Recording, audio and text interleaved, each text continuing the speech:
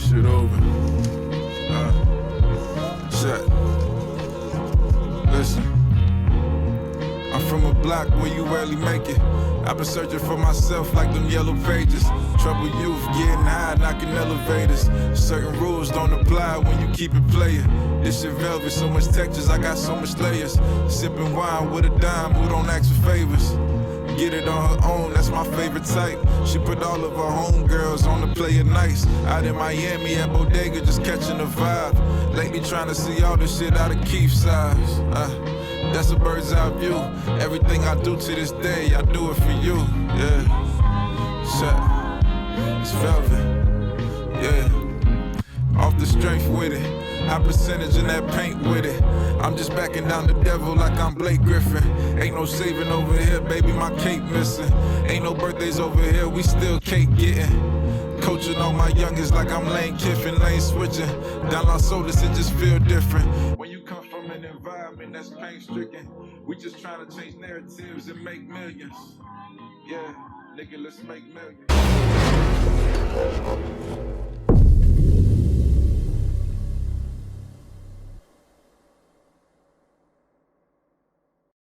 You are now tuning into The Vibe with Your Boys podcast. Starring Kyle the Kid and Mega the Boy. You dig?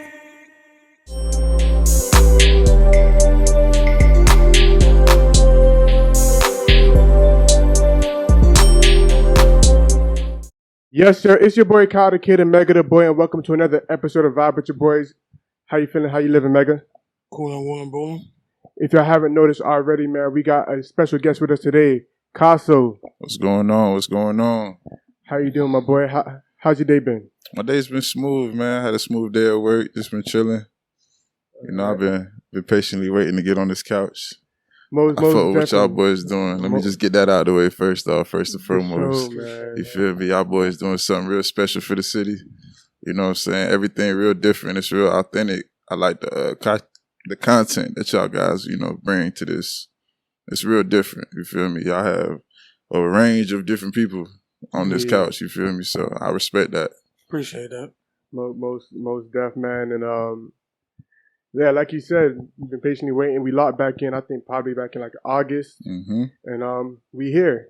You got a project on the way, so I feel like this is a great time. By the time this dropped, I feel like your project will probably be out because you said in 2 weeks. Yeah, so about 2 weeks. End of the month. Everything happened when it's supposed to happen. It's time.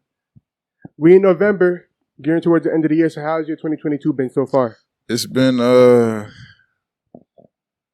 very interesting. Like a lot of the things that's been on the vision board for me and my guys, shit just really been falling in place. So it's just like you know, just the hard work we've been putting in, we're really seeing it little by little. So it's been a cool, like, you know, like a check mark to see where you at with your goals and stuff. So 2022 been real. It's been I'll say it's been special. I can say that. It's been special. Now you mentioned this vision board that I guess you and your team put together of checking out stuff. I'm assuming, like, is it a range from like easy stuff to the harder stuff, or like how? Because people always talk about these vision boards, and like I've never been the one to really like write stuff down. Yeah. Maybe I need to start doing it, but I just usually have like ideas in my head. Yeah, and see, when you have them ideas in your head, boy, that them shits can like come.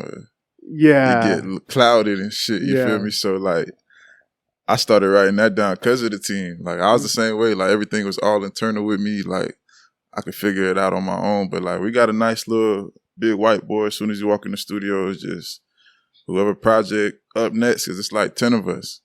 So you know, everybody artist, everybody producer, but like everybody go hand in hand. So it's just all teamwork. So whoever up, that's what we focusing on for that month. Like, you know what's going on. So. And so you do producing as well? Nah, okay. I mean, I've dabbled in it sometimes, but like I'm just strictly like artist. All right. So now you mentioned that Feel Records. Yes, sir. What is the feel? What is the feel? The feel is something special, man. I can't really explain it. It's an experience, you know. It's a brotherhood for sure. Like it's beyond music. It's I can't really put it into words because I'm in it every day. But Okay. You know, so the feeling is unique. it's unique and it's different. Like how you guys have a different range of guests, we have a different range of sounds and music. Like it's just not one sound. You know, everybody has the same mindset, same goal, but like everybody brings something different to the table. So like I know my side of things, I bring that smoothness. I'm the calm, relaxed one, the chill one, in the cut, chilling. You know, we got a nigga like Beloved, you know, he real wild with it, but it's a controlled wild as far as like his approach to the music, but he really saying something to you, you know. We got a bunch of people, man. It's so much of us, FN, the Hustler, ATP, and, you know, Griff, Vader, Bryce, you know, it's so much people. Nicole, we got singers, we got everything, man, so. How did that come about? Was you guys like a group of friends that just kind of came together and started a collective? Okay, so like, so Play we was talking about earlier, I met all these guys musically too, like within the last, I started really recording music 2017. So I ran into Ant at the homie, y'all had Sean on here, I hate Sean. Yeah. That's one of my good homies, that's my brother. And I was at his crib before I started recording any music, we should just freestyle, kick it. And I'm rapping for like a good hour straight. It's the homie in the cut. He like, damn, you know, you just rap for an hour on my beats. I ain't even know. So he was like, hey, just come to my studio. So me and Ant been locked in. He was just strictly a producer at the time. In the studio we was at, shout out to E, he was teaching him how to engineer. And then he just became my engineer. That's how I built up my sound. That's how I made Play Nights. My first project. That was me and Ant right there. But that was your first project. Okay. And then who else? I met Griff, you know, the greatest sound, that's his name on IG and shit. But I met Griff through Ant playing basketball. And then you know, Ant was like, yo, I got somebody, he fuck what you doing, Y'all make some good music. And that's how I made Velvet. Velvet was made like almost 2 years ago. Almost 2 years ago. Almost. So I've seen some of the process. I've got a chance to go on IG Live a few times with the live band. Yeah, that's what is that? Are you guys recording the project then, or do you guys have like some type of rollout you doing? What is that? It's like a tiny desk. Okay. So I got a homie from high school used to hoop with too as well. He had a rock band, and I did a song for them. That was my first feature ever, as far as like getting paid for a feature. And yeah, we did some like Jay-Z, Linkin Park type shit, that encore type of vibe. It was dope. It was something different. And I was like, damn, I fuck with this. I got a project that we trying to figure out like what to do with it. Can we come into y'all world and y'all come into our world and just see what we can make out of it? And them boys learned them songs about like a week and a half, and we just been getting in rehearsing. And we did that shit last end of October, like 2 weeks ago. Gotcha. Okay. We just did the final revision and everything. We shot it and everything. That shit gonna be special. Hey, I ain't gonna lie. I had tweeted that yesterday. Like, that shit made me appreciate my music more and like look at it differently, because it's like, it's one thing to write some shit, get in the studio, rap it, but to actually see your words and that shit, like instrumentation, like these boys don't come from like a hip hop background or nothing like that. I mean, couple of them do. I shouldn't say that, but like that's just not their forte, I should say. So to see them like take that in, take it to where they took it. But at the end of the day, they're musicians. Exactly. Yeah. So it's just like the way they adapt is so quick, and them boys ain't say no words. They just looked at each other, smiled. They knew what time it was. So it's just like that made me lock in and tap in, because like, not a weakness of mine, but just like remembering my lyrics was always a battle for me. Yeah. Because I write so much, I make so much music. It's just like, it just be so much. So it's like this shit I really like tapped in, grounded myself. We got a thing we say at the studio. It's like you sit beside yourself and just really, strip yourself of your ego and just really like lock in with what you got going on. So I really sat beside myself and just like got in tune with the instrumentation and just really just loved that shit, bro. I don't want to do nothing else other than live shit now. For sure. That shit fire. Okay, so being that you said like you write so much and you had to like really get in tune with your words and everything, especially with the way you guys are doing with the live performances, I guess you could say. Recently, there's been like a lot of talk when it comes to artists. Well, first, how much of your personal life do you put into your music? If you had to put it like on a percentage On a scale. percentage, I was just trying to calculate. Yeah, from like 100%. Of my like just day to day. Yeah, like a good 85%. 85%. 80, probably 88%, close to 100 almost. Okay. So recently there's been like an uproar within the culture of artists who people feel like they're sharing too much, whether it's recently Drake on his new project. Yeah. Taking jabs at, you know, his ex Serena Williams' husband and, or, you know, the baby saying that he may have, you know, have relations with Meg Thee Stallion and things like that. You, as somebody who is a writer who writes your songs, and like you said, you put like at least 80% of the lyrics of your life into your lyrics. How do you feel about that? Like, what's your gauge on that as far as what's cool to share? What do you feel like is the artist right to share? I mean, I feel like a lot of that shit. So it's more gimmicky to me. Yeah. Okay. I feel like, you know, I don't know, like I wouldn't personally like go. I'm not not naming names. I would name a name, but it has to make sense. Like it just has to really be like that beat has to compel me to feel like, you know, I want to put this name in that. And if I do put a name, I'm gonna check in with them first. Okay. Because I've did that before. Despite the relationship? Despite whatever it is, if we had fallen out, it don't matter. Hey, what check if me they say no? Like they hate you. They say no and they hate me. They just a weirdo. You feel me? You're not gonna take away from my art. So you was just checking in. Yeah, just checking in for just to make sure. Like, hey, look, hey, just be on the lookout of this. But so you wasn't really asking. Nah, I was just letting them know, like, hey, look, there's some mic. You know what I'm saying? If you do hear, don't think of it in no type of way. But nah, I just feel like all that shit is gimmick, man. And I say 80% because like my older cousin who taught me how to rap, he always told me if you gonna rap for real, like don't be, you know what I'm saying? Like you don't have to sit here and do like what everybody else is doing. Like I rap about my experience in life and like where I come from and what's around me and just simple shit. Like the other 20% of that 80 is just manifestation. For me at least. Like I like shit like that. That's why I said 2022 was one of them years, because if you go back to like my SoundCloud songs, a lot of the shit I was rapping about early on before I was like recording and putting it on distros and United Masters or any type of performances or anything, is things that's happening now. So it's like, all right, I'm cool with that because I know, one, that's me and I'm not actually faking nothing for nothing. You know what I'm saying? Like it's for me, like at the end of the day. And I got real homies that would be like, nigga, come on, bro. Like, I got homies that call me and be like, bro, you know that ain't you. My mama would look at me and be like, man, what you doing? Oh, like if you were to like... If I was to get in there, you don't chat that, I caught a bite, you know what I'm saying? Like shit like that, you know what I'm saying? I ain't going to, there's no need for that. So that's why you're saying 80% is just like, I woke up, I took a run today, I had some juice or some shit, you know, I went to get a salad or some shit like that. I rap about shit like that. Like, cause that's just real. Like, I did go buy a salad today. You feel me? Like, yeah.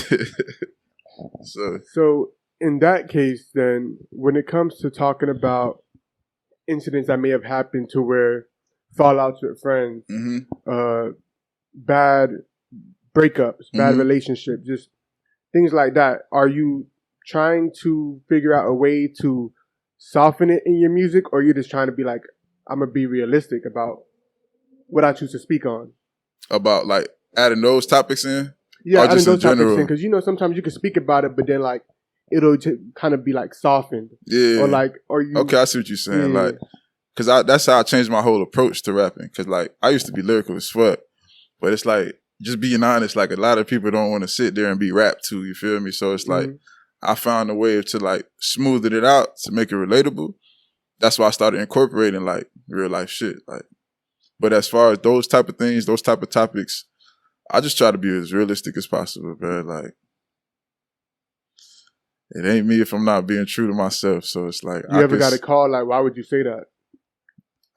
I put a voicemail message of somebody in the song. She got mad, but other than that, it ain't been nothing crazy.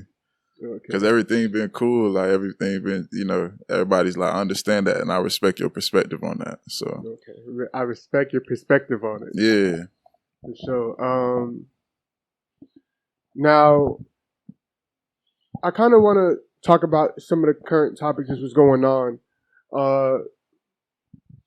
recently, of course, we had the passing of Takeoff, and I don't want to talk about that particularly, but it's like a running gagger theme on the internet of a joke of like the idea of rappers like checking in when they go to like different places, different cities and things different of that places nature. like that. What is you just being Casa? What is your whole perspective of people checking in when they go to different cities, like rappers who are at that stature to where they have to? Do you think it's something that they should do, or would you say just get security? Just get security. Yeah. You can tap in with the people you know, but like, just get security. I mean, it ain't lame to be safe, bro. Like, niggas got to kill that for real. Yeah. It's not lame to be safe at all, bro. That's really all I got for that. Like, just, you know what I'm saying? I'll stay out the way. Go to where you're comfortable at. Like, go around people you know. But even sometimes that be, you know what I'm saying? So, just get security. Even if you know them people, you feel like you go around them folks, get some security. On some out of town shit though. Like hometown, it could be the same thing, but it's just really keeping your surroundings and the energy that you bring around. Like me personally, like I don't speak about death in my music. Okay. Like my demise, because shit, power of the tongue, that shit real. So it's like you believe in power of the tongue. Most definitely. Like a lot of the rappers that pass, if you go back and listen to that shit, like I'm a big Nipsey Hussle fan. I'm a big Mac Miller fan. Like them niggas was talking about some serious shit. And it's like, damn. I wonder if they didn't say these things, how it should happen. But it's, sometimes you got to say certain things that's on your chest. So I feel it. But as far as like security and things like that, hey man, ain't nothing cool. Ain't nothing lame about like just watching your surroundings, protecting your investments. Like you are an investment at the end of the day. You got to make it back home. That's you know what I'm saying? That's a very, very, very, very under disguise. Like that's a disguised blessing for real. Like making it home, that's some real shit. You got to make it back home. Checking in kind of became some weird, like, misconstrued thing. Yeah. Where it kind of looked like, oh, you checking into, like, the god of that city. Yeah. Like, you mentioned Nipsey. Yeah. Boosie, when Nipsey died, Boosie was talking about how he used to go to L.A. And Nipsey used to have, like, his driver drive him around or take him to different spots. Hey, stay away from here, stay away from that. So, I do agree. You should get your own security. But also like, check in with people that you know in that aspect. That's what I mean. Like, okay, like you feel me? You know somebody, you feel me? Like you know that person, he know this his city. And you cool, you who you are, but at the same time, he got enough pull around here that if you just, hey bro, I'm in the city for a couple of days, make sure I'm good. Where should I go? What places should I stay away from? Like a nigga like P&B Rock. If he would have went around a nigga like, hey bro, don't go to that. Don't go to that waffle. You know what I'm saying? Stay away from there. Go to the one on this side. It'd have been a different output, probably. You feel me? Three different waffle houses. Roscoe's or some shit. Yeah, Roscoe's. 3 different Roscoe's, and he was at the worst one. Yeah, you feel me? So it's like, I don't know. So it's it also could be a good thing, but people turn it into like some weird, like, it's just like G-check, you know what I'm saying? Yeah. And a lot of niggas at the end of the day too, like they let their homies get in their ear. So it's like, oh, he trying to G-check. Nah, bro, he just trying to make sure I'm straight. Yeah. Like I got homies like out of state. Like if I go to Jersey, I'm gonna hit my homies like, all right, what's good? You should. I'm not gonna be like, oh no, bro, like all right, you trying to G-check me, feel? But nah, it's never gonna be like that, bro, ever. So and I mean, it's one of those things to where, because I mean, in reality, of those people who are a part of that high profile, there are rappers, unfortunately getting, extorted and things like that. For sure. But that just happens to be, they allow that shit though. Yeah, you allowed yourself to get extorted as a grown man. Yeah, because at the end of the day, you can't just go ahead and get security. Yeah, exactly. That same amount of money you about to go spend on whatever, bro. Drop that quick little whatever. A lot of that comes with the look though. Like, exactly. I'm with these people. Nah, you have a certain perception of yourself as opposed to being with security. I don't care. That's what I'm trying to tell you. If I get whatever amount and that's another, I don't care about the bread. Like it's gonna happen, and when it happens, if I do get to whatever stature, I'm getting security. I don't give a fuck. Of course. It's just what it is. Mean, we mentioned Drake a bit earlier, how he was name dropping some people. He didn't name drop, but one of the incidents he mentioned is where Drum was feeling brave one day, and he felt like he was gonna run up on Drake. I don't know why he thought he was gonna run up on the biggest rapper in the world. and he said the security went to town on him. I mean, that's what you got him for. This nigga raps about it. Yeah. This nigga said my security's like the fucking Russian, whatever the fuck. Like, you know what I'm saying? Like, he be saying like it's militant and all that type of stuff. But I mean, in reality, even if you're not a Drake, I mean, okay, you can't afford the big, hope people, but one or two. Like, one or two. It will make all the difference because usually, depending on what type of security, sometimes they're retired cops. Yeah. And most of them are retired cops. Exactly. And, retired. That's if you get real security. Yeah. A lot of people just begin people that just do MMA and shit. People like, somebody who can see something and see it, like get you out of danger before you even see it. Or just get the homies that's on point. Yeah. Ain't nothing wrong with that too. See, but everybody get a homie. And then the homies start thinking they the rapper. You know what I'm saying? Just play your role, bro. Mm-hmm. If you're going to be security, be security. If you're on point, be on point. Everybody start kind of drifting off of the focus of what's going on and shit. So I think it's ego from a lot of different places. Mm-hmm. Ego from people, especially, I mean, Twitter's not a real place, I like to say, because you have to go outside and really, like, understand how the world is and, like, you'll be surprised, man. But people will let, like, shit like that, you know what I'm saying, like, get to them. Yeah. You just put your phone down. You can do this, bro. Exactly. That's it. Your day is cool.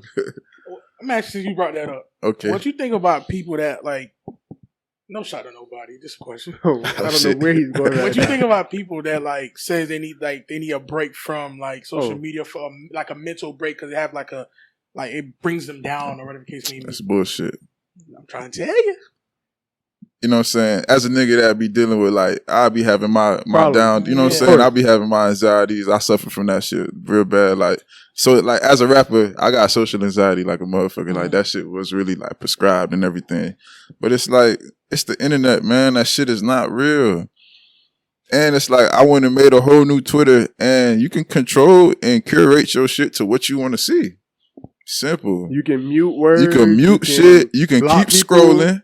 You know what I'm saying? Like, you can follow who you want to follow. Like, hey, man, it's all perspective and perception. And what you look at majority of the time, that's most of the shit you're going to see on YouTube. Exactly. Like suggestions, your Explorer page, all type of shit. Exactly. Mm-hmm. So, yeah, I don't think that's a real thing. That's more of like I don't know. It's a tricky subject because there's people that do deal with that shit. People can be their own biggest enemy. Yeah. Exactly. That's the other thing. Like, oh my gosh, I hate seeing this. You have the power to control that. You have the power to control it. Like, some people don't watch the news because they, like, hate seeing all the bad news that go on. And I used to be like, I mean, it's just news. But then I realized, like, it can have an effect on you. And they're making the conscious decision to be like, I don't want to watch the news because it's always something about killing. Especially if it's in your backyard. Yeah. Exactly. That's when it really be hitting home for sure. So, and same thing with social media. It's no different. You have the power to not look at certain stuff. If you want to follow somebody or follow a page, but you don't want to see every single thing they post, you can mute it. And on your own personal time, you can look and see like, okay, what I want to see, what you don't want to see. Like, it's so many different things you can do to where you don't have to be like, make a grand announcement or be like, oh, it's affecting my mental. Sure, this can really, cloud your judgment. It take your time up. Because sometimes you could be like, bro, scrolling for 2 hours, bro. And your mind feels fried. So, of course, we all need that time to just step away and be like... It's what you do with that time away, though. It's what you do with that time away. Like, just to go off on a quick little small tangent. Like earlier I mentioned, like, I got a new job. So, it's like, my job requires me, you can't really be on your phone that much. So, this is the longest time that I haven't been on my phone in a minute. Like, to the point where I get off work, I don't even want to look at my shit. Like, and it feels so good because it's like, damn, I be spending a lot of time like this. Now it's like I barely even do this nowadays. So it's like, damn, it's a kind of a blessing to just really like put this shit down, get away from the world, and just get in the world. You know what I'm saying? People be so caught up in trying to like get away from the world, but like if you really like step into your world and like that's where you might find some shit. You know what I'm saying? Like for real. Like I learned that from my guys. Like just really tap into the shit that's around you. You feel me? Now, you mentioned that you suffer from social anxiety. Yeah. What is that exactly? That's like, so you see how it's 3 of us in here? I'm comfortable. Mm-hmm. If this shit was packed out, I'll find any excuse to get out this shit. Oh, I got social anxiety. Oh yeah, that's the case. You know, I was thinking, I get uncomfortable, you feel me? Like, I be like, you know what I'm saying? Even like with performing sometimes, I be having to catch myself and shit. But like, when did you realize that was an issue? Have you always been like that? Or is it something that I always kind of been like that? Because I always, everybody, you know, everybody that know me would call me like the grandpa, the aunt, old head, whatever the case is. Because it's like, I got an old ass soul. So it's like, I hate loud noises, all that shit. Like, you know what I'm saying? All that noise. You feel me? That's me. Be like, yo, calm down. You feel me? So it's like, I'm always quick to, niggas know not to ask me to go out nowhere. I don't go out. You know what I'm saying? I'll be chilling. So, I had a real serious situation like, back in, actually around the time I started writing. This would help me kind of like propel into writing some more. I had, I got into a car accident after I was hooping. So I went to school to hoop 2013, 2014, came home 2015, and then I was just about to go because I was in Philly playing. I came back, had that situation. I was going to go to BC and hoop there. And the week that the coach was like, come play, got into a car accident. So that shit, like, I was smoking a lot at that time. I quit smoking. I had smoked for like 7 years now. Wow. And nigga, I was just smoking. Ain't had no insurance. So I'm just engulfed in the weed, you feel me? So I moved to Orlando, hurt my back at this job. They trying to give me these pills and shit to take and all this crazy shit. Ended up smoking and mixing the pills by accident. Fucked my heart up, all type of crazy shit. Then that shit opened a whole nother door to the world of anxiety and shit. So the doctor's telling me like, hey, bro, like, you might have like, you know, some type of reaction. You was kind of smoking yourself into this because, you know, I'm thinking they bullshitting me. I'm researching it like, oh, this can be true.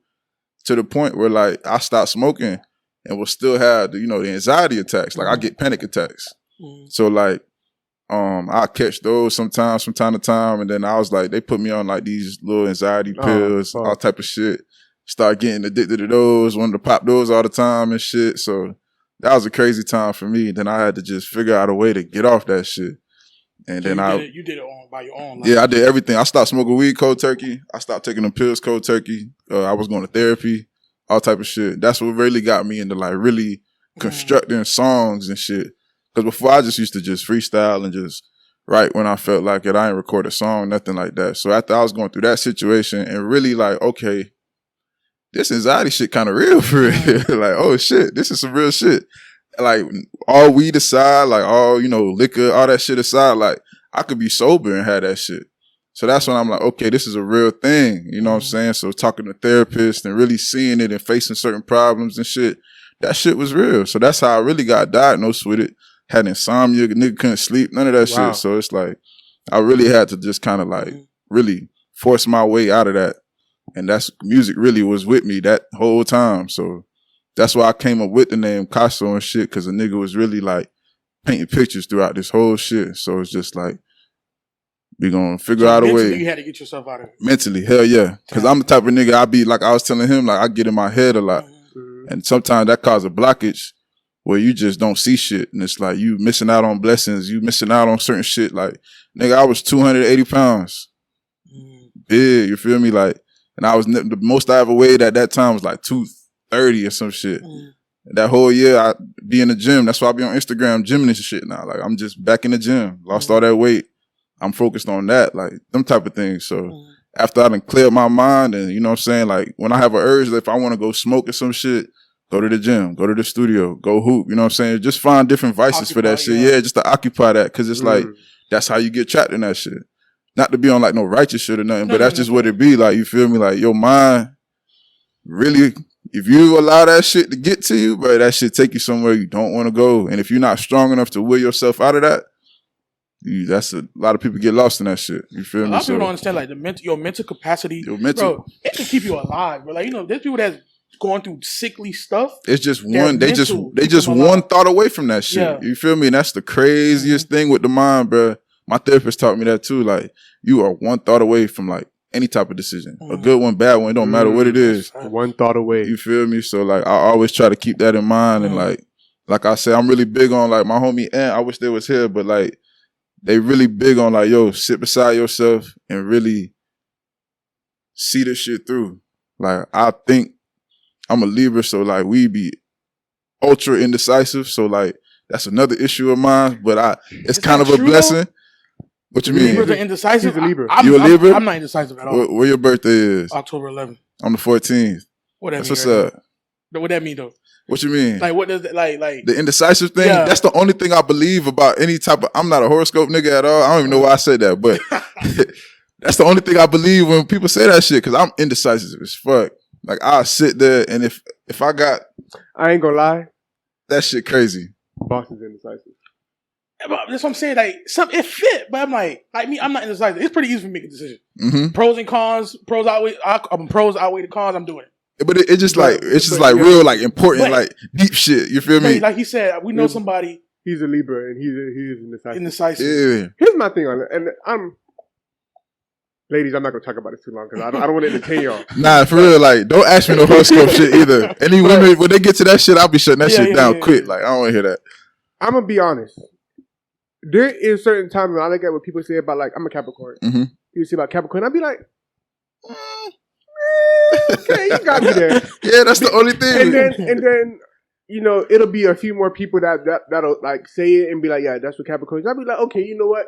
If that's national consensus, I guess I gotta own it because I'm not gonna be like, oh well, that's not true. I mean, I'm a Capricorn, and if you know people keep saying a certain characteristic is for them. And I'm that way, but I've also been in a relationship with somebody. Their birthday was the day after mine, and they're completely different from me.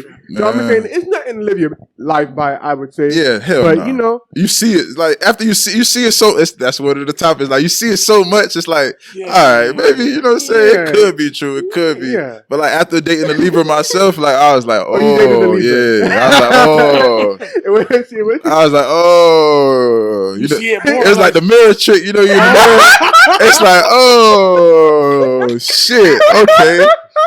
Oh, okay. That's what they're talking about. Yeah, I'm like, oh, you know what?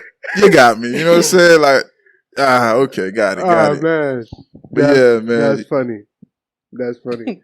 Okay, now you mentioned going through a lot of social anxiety. The music was with you. Of course, the music you were making. What about the music you were listening to, though? Like, who were the people that you listening to?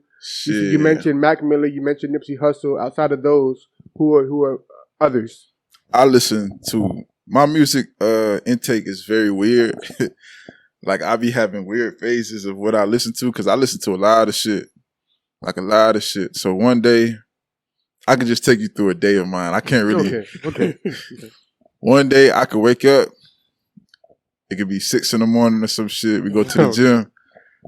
I probably put on some low shimmy, right? Okay, for sure. I'm funking. Boom, boom, boom. You know what I'm saying? Shimmy gym 5. Gym appropriate. Shimmy 5. I fuck with shimmy. I fuck with everybody in Broad, actually. But I go to the gym, come back. Shit, a nigga might put on the goddamn, you know what I'm saying? The controllers. I don't know if y'all know about them. That's some 70s, 60s shit. Oh, okay. That's some funk. While you drinking your shake. Yeah, while I'm drinking my shake. That's some funk shit. Yeah, you know what I'm saying? Okay. On that's the wind down period. Yeah, the wind down, you know what I'm saying? Then we probably throw on some Sade. Okay, still appropriate. Then we follow it with some Spitter. I might throw some Nipsey Hussle on by like 2 p.m. 3 p.m. I might feel like Kodak for a little bit. You know what I'm saying?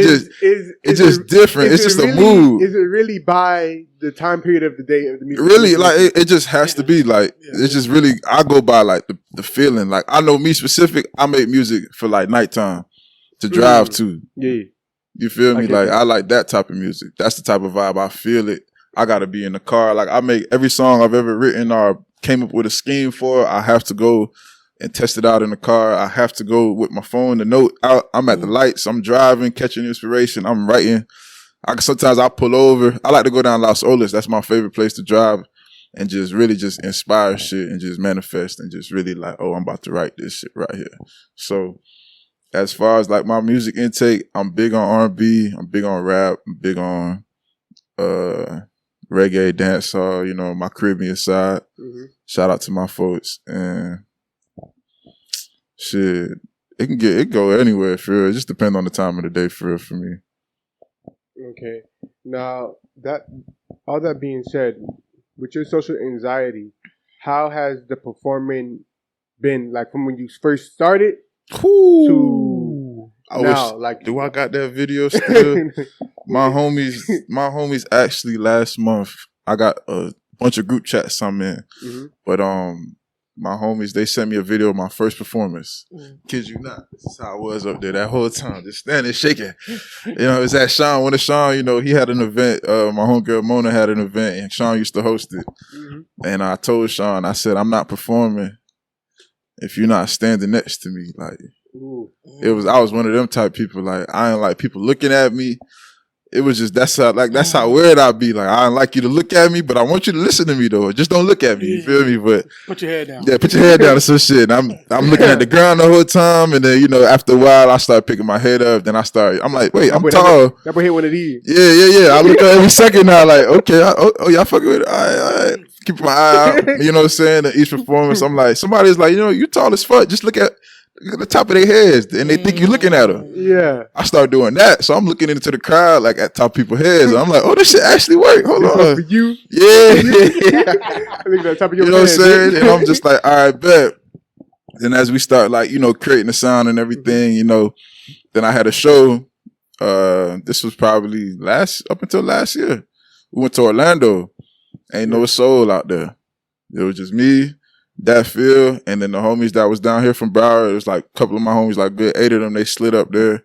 And just like a few people I knew in Orlando because I used to live out there. Mm-hmm. And for that show, I performed, Donnie performed, Beloved performed with us, and Griff had a beat set.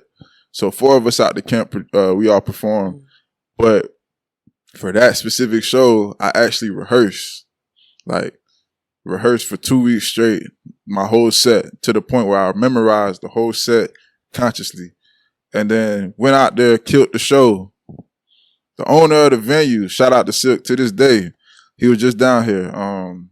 Whenever you want to come to Orlando, this venue yours type of thing. Like, that's how hard we went in that shit. And I was like, damn, this is the type of shit a nigga really wanted. You know, if you want this, it's a part of it. So I start treating like my rap shit like how I used to do basketball when we was in college. You had a whole routine that you lived by from 5 a.m. down to fucking 8 p.m. And I'm like, you know what? If I really want this for real, like how I be telling myself and telling people who ask, like, how's the music? You know what I'm saying? It went from how's the little music thing going to, hey man, when your next show, or when you dropping that next project, like we looking for that. So that's all just off of preparation. So like now, if I got a show, I don't care if it's up the street, I don't care if it's outside my crib, but I'm going to rehearse. And we're going to rehearse to the bottom till I know that shit backwards. So now everything is just rehearsed at least 2 weeks minimum. I mean, max. And we just going crazy with it. So. And we, like I said before, we can kind of be our own worst enemy because it's so much simple stuff that we can do that can help us just get in the right mind frame. Like, for instance, anywhere I go, for the most part, especially like if I'm working or if I have to be somewhere by a specific time, I like to get there like a little early. I was like earlier today. Yeah. I like to get there like a little early, like even if it's like 15, 20 minutes, because I hate, it's a certain anxiety that I get when I have to be somewhere at a certain time and I get there even at the exact time or after the time. I don't know what. Yeah, why. You start to feel a way about it. So, but a person who kind of, you know, is not really into like learning themselves, they may just continue to get there late and then they get there and they feel like something over them. Or like somebody who's not good at performing or has social anxiety, when they're performing, they're not taking that time to rehearse, to get comfortable. Yeah. And then they get on stage and now it's just like, or their vocals don't sound right. You feel me? Now you don't know your sound without like the recording, you know, like within the group, we challenge ourselves. Like everybody, you gotta know your shit. You got it. Cause we do a lot of posse cuts as well. And we about to drop a project later on this year as well. And, you just gotta know your shit.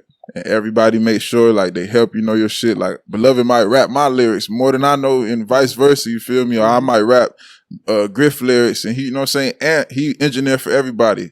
Ant know everybody lyrics, you feel me? Like it's his lyrics. So that's the type of shit that it's inspiring because it's like if these niggas can learn my shit, well I can, you know what I'm saying? You got it, you know what I'm saying? So everybody just try to really be on top. And to go back to the social anxiety thing that helped me out with that, I be doing this thing now, like on my off days, I try to at least catch like a breakfast or a lunch. I think 2 weeks ago I did a dinner just by myself. Just go somewhere, pop up, sit down and eat by myself. Every that's just very refreshing. Yeah, just to catch, you know what I'm saying? Just to catch your vibe and just check in with yourself and make sure you good. That's a good feeling. With vibing by yourself? Hell yeah, I love that shit now. Before I was like, nah, everybody looking at me. Then I realized, man, ain't nobody worry about me, bro. Or even just like alone in your room, like just by yourself. Oh yeah, my vibe by myself, shit, I'm the coolest nigga alive. For real. I like to chill alone, man. Even at the studio, I'm the last one to probably write a verse. Like if everybody grouped up, they had said that last night. I go downstairs. Go downstairs in the dark, just write on my phone, on the pen and pad, whatever I want to do. I just like to isolate myself and just sit with myself. You think better. Yeah, you think better. And you just like, I don't know, you think better. I'm going to go with that, the most one. Now, a couple weeks ago, like you said, you're a Libra, you had a birthday. Mm-hmm. How old did you turn? I turned 28. So, on your 28th, what lessons have you learned so far that's going to take you into the next year, 29, your 29th year, that you can say, like, I'm going to apply, like, trajectory is going to go up. Like, what are some of the lessons? That's a good-ass question. Damn, made me think. A good lesson is, I tweet it every morning. I try to tweet it every day, is elevate your game. That's something I stand by. And that's just, self-progression is very important. And, it's a lifelong game that you do. But as far as like, going into 29 or 28, just trying to be as consistent as possible. You feel me? Just standing on any type of business that I have and just standing behind it. Like just doing this shit with the band, that was so fulfilling when we finished it, because it's like, this is the first thing like in a while as a group that we actually like locked in on, got the rehearsal schedules, made sure everything was on point. We did, uniform, everybody dressed up the same way, handled business, got out of there quickly. It feels good as hell to put your mind to something and do it. Whether who knows what you got going on or not, but you put your mind to something, you set it up and you do it. You did it. That's more fulfilling than anything. Anything. Like even this project, like doing it in 2 days was so amazing because that was the quickest I've ever written. I met this nigga one day, played me the first beat, the intro beat, smacked that shit out of there. Whoa. I was like, hey, let's keep going. 2 days, 48 hours, we had a whole project. And how many songs will be on this project? 4. 4. Yeah, I do like 4 or 5 songs for a reason, though. I strategically do that. Okay, and with that being said, moving forward into 2023, what are some of the stuff we can expect? Like, you got the live performances, the visuals. I'm sure those will be dropped. However, you guys, that's going. All that's coming this month. End of this month, you're gonna get all that. 2023, I got for the 3-year anniversary, I'm gonna be dropping Player Nights 2 at the end of the year, around this time again next year. That year, just being consistent. Just being consistent. I got another project me and Veda working on. It's gonna be called The Wave Tape. So just working with the guys, man, trying to tap in with other producers around the way. I got some other homies out in Cali and stuff that want to work. Definitely want to tap back in with, outsourcing within Broward, like Lino and, them type of guys, Jaffe, them my guys, you know what I'm saying? Like, so just want to get back on the scene. When it comes to, like you said, like you started working out and things like that, do you feel like it's better for you to be on that type of schedule to where you have stuff structured? Like, I know eating time I'm working out, nighttime I'm at the stool, work during the day, like yeah, I got a discipline. It's discipline. I actually missed the gym for this. I just felt nah, it had rain, so I didn't feel like going. Okay. So, I mean, you work out outside. Yeah, we be outside, so the rain did mess it up a little bit. But cause the gym had like burnt down on the inside a little piece last year. And so everybody just be in the front now. But yeah, having a schedule, because I ain't gonna lie, like last year, shit, I was just winging that shit. Whatever happens, happens. And it's like, all right, cool. Like, I start feeling burnt out. And it's like, you know what? I have to get back on that schedule. Like, go to work, gotta have a job. I don't care what nobody say. I don't care what you do. Get your job. It don't matter. Whatever you fucking do. Don't be out here being stupid and shit. Like, it's okay to have a job. That's another thing. It's not lame to have a job, my niggas. It's okay. I promise you. The bitches gonna be there. I promise. Another misconception. You feel? That's a whole misconception, bro. That's just for stability and just on some smart shit. That is okay. You can do your other shit. Just have some smart shit. You know what I'm saying? But that's for another day. Go to work. Make sure I catch a nap. Go to the gym. Go to the studio. That is it. I don't really do the party shit no more. I only go out to events if I'm performing or if people are, you know, having events like, you know, sessions, and visionaries, you know, day, them type of things. I'll go out and support. But, you know, every while, you know, go out, have a good night.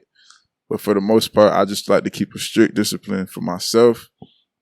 Cause I know me, like I can really like straggle off and fall back into old habits and, you know what I'm saying, just fucking off time and not really being productive with shit. So for sure, man. Before we wrap things up, let people know where they can follow you at, tap in where you at, what you got coming, what to expect. So we got you can follow me on all platforms. It's Casso, CASSO TFR on everywhere. I'm CA $$ with the O on all music platforms. Don't forget them $signs. And yeah, man, just expect a lot of greatness coming this year, for real, from me and the squad. Everybody, man, that feel it's on one of these sides. For real. For sure, man. Make sure you guys tap in with Casso, Dat Feel Records, everything they got going on. Yes, make sure you like, comment, and subscribe. It's Kyle the Kid, Mega the Boy, Robert your boys, and we out. You did.